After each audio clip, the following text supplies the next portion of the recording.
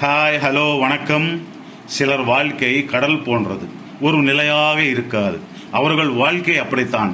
பிரச்சனைகளை சந்தித்து சந்தித்து இதயம் ஒரு கருங்கல்லாக மாறிவிடும். தன்னுடைய சொந்தக்காரர்கள் தவறு செய்து தண்டனை அனுபவித்தாலும் அந்த கல்லுக்கு மனம் மாறாது. தன் சுற்றிலும் நடக்கும் அநியாயத்தை மோசத்தையும் பார்த்து பார்த்து முதலில் சலித்து போய்விடும். அதுக்கப்புறம் கோபம் வரும். பிறகு அசிங்கமாக இருக்கும்.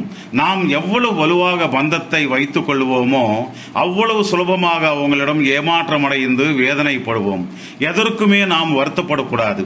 தாமரை இலை மீது தண்ணீரை போல ஒட்டி ஒட்டாமல் இருக்க வேண்டுமே என்று நிர்ணயித்துக் கொள்ள வேண்டும்.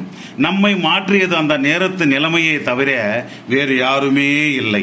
இதையெல்லாம் அனுபவத்தினுடைய பாடங்கள் மட்டும்தான். வாழ்க்கையில் நாம் சிலற்றவை விரும்புவோம், ஆனால் அது நடக்காது.